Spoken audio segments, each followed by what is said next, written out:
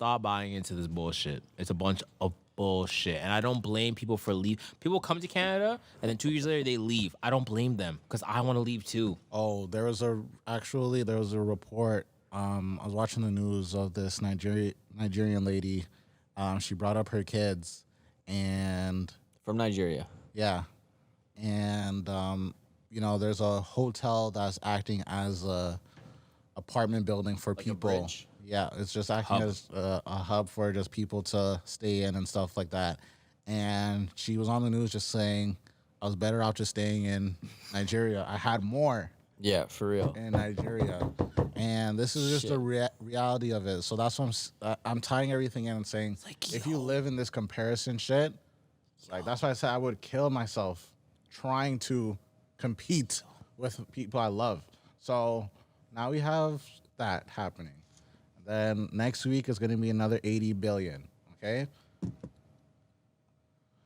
I think it's getting to the point where, and you know what? Maybe I was wrong about old boy sending the dollars saying like he just doesn't care.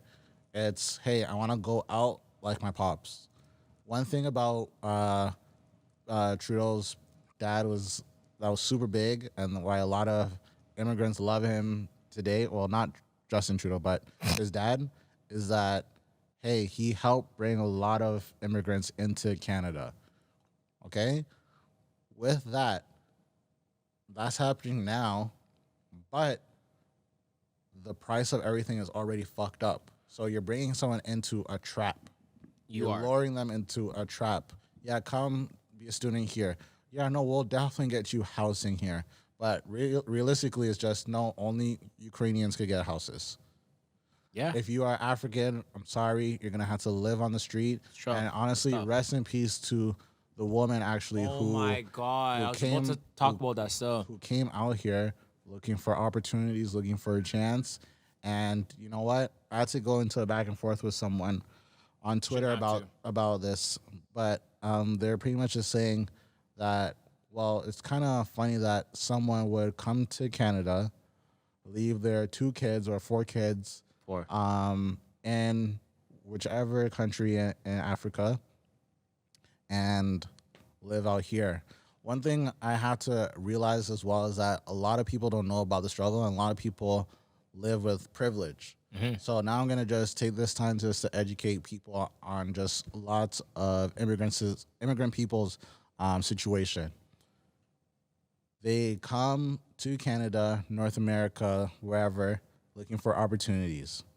With that, they don't want to have their kids around while they're going through the struggle. Exactly. So what they're going to do is they're going to leave their kids home with family. Family's going to take care of the kids, whatever, for a year, 2 years, maybe even 4 to 5 years. But by the time they're ready to come to North America or wherever, the parents or the mom or the dad is going to be more established. Exactly. And now is more ready to bring them on. I am saying this just because I didn't live this. My sister did.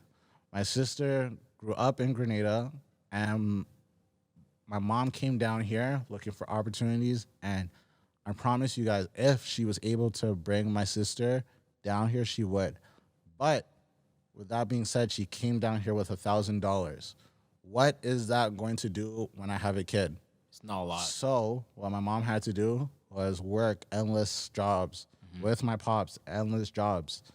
And then once they bought a crib, hey, Kiba, come down. You can come down now. Hear that. And able to enjoy it. So I had to go into a back and forth just because I'm realizing that lots of people that live here that are not from the struggle, white people that don't know about the struggle, they don't know about that. They don't know. You gotta educate them. So it's unfortunate, but like they never lived it. So that's reality for a lot of immigrants. So I don't want people to be like, yo, why would you do something like that? Why would you do da? Oh, you're leaving your kid. It makes the most logical sense to do because you have more money now to spend and be able to do things with instead of having a responsibility.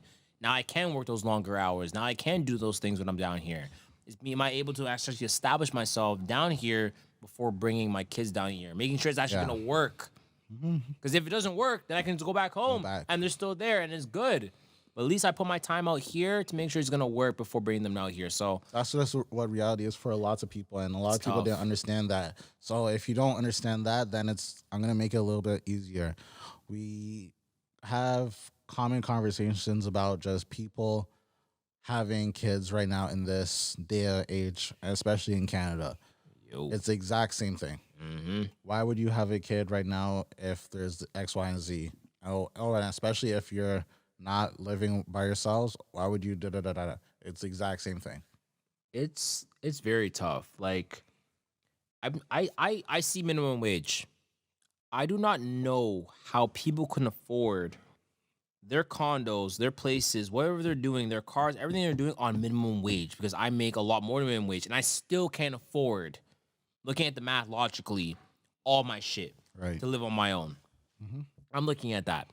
So how does it make sense that we are not giving our money? We're putting bare money out, 3.7 billion, this billion, that million, that we're doing all this shit, but we are not taking care of our own people to make sure we are able to afford what we're able to afford at our wages. Yeah. Look at that. Yeah. I was on the phone with Cods. Crazy, bro. And I had to rewind it because I really couldn't believe old boy sent more like billions of dollars to Ukraine. And how are we doing that? And it's just wild because, I want to protect the Western society, but I know that there's a war happening in Palestine. Not a war. There's a genocide happening in Palestine. How are we doing that? Oh, I know about what's happening in Congo. How are we doing that? But no, Ukrainians are help more. Fam, we all need help. In a way, we all need help. Like, it's crazy the fact that, like, we look at the minimum wage and we look at how much housing is and we look at how much rent is. Something is going to get fucked up. It's either you're going to pay rent or you're going to eat tonight. Why are we there? I didn't know Ukraine was a province of Canada. Let's put it that way. Yes, man. You are. Gunshots. Yeah, I'm choosing that. I'm choosing the mic to that one, buddy. Yeah. Yes, man. Cook. You're right. Yeah, you're right. What are you talking about? Like, for real, like, the amount of aid that we're pulling there, like, come on. I know we're allies and shit, but, like, we know why, your people are dying on the streets. People are homeless. Literally dying on the streets. Like, people that you say, hey, let's bring them on. Yeah, bring them. They are dying on our streets. They don't even have a place to sleep tonight. They have a warming center. They don't have anything, a bed to sleep on, nothing. And you're bringing them in. Why are we doing that then? Yeah. Why are we doing that? Let's actually buy a hotel, government-wise, and put more people into a hotel. We have all these condos. We have all these places. Let's do that for people so we can get them off the streets into housing for now so we can figure out a real situation. Figure out their actual aspirations. Let's get them a job. Let's get them something so we can clean them up and get them going. Yeah. Yeah, I feel bad for everything else that's going on in the world, but, like, right now in Canada, we need to take care of our own people first. We need to get on our feet. Like, we're all fucking on our knees right now. We need to get ourselves on our feet before we can do anything else for anybody else. Last point before we move on. Do you know why people are so selfish and so, like, to themselves and so on their shit? Is because they are not getting the proper help that they need. If you know on the fact that, like, you're only going to make $250 today and that's a maybe, you're going to be so focused on that shit because you need that money. Everyone needs it. If you talk to people, yo, I need that. Yo, I need to go to work. I have so many people come to me like, yo, when's this opening up? When's this happening? I need the money. I got to pay this. I got to pay that. It's like, fam, you guys are only like 19, 20. You guys shouldn't be worried about that. It's like, yo, they have bills to pay. And I see that. A lot more shit's coming down the line where it's like, yo, we need to pay bills. And that's why we're coming so close to that wire. We should have that little bit of extra room to play around with, and we don't. It's coming down to that wire. Everything's so expensive nowadays. Everything's separating right now. Yeah. It's real. There's no more middle class. So we've been saying this for, like, the past couple of years, and the line is starting to get farther and farther and farther apart. Yeah, that's what I'm saying. It's getting greater and greater. So you got to pick a side at this point, and you got to start charging towards that side, whatever that is. Save up for a year, make the move.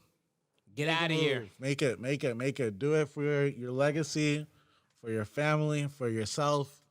Do it up, because I promise you can find a place for $500,000, sell your crib here, and live somewhere 5 minutes close to the beach. I'm not talking about no Wasaga. I'm talking about a real fucking beach. Fuck Wasaga, a real beach with an ocean water.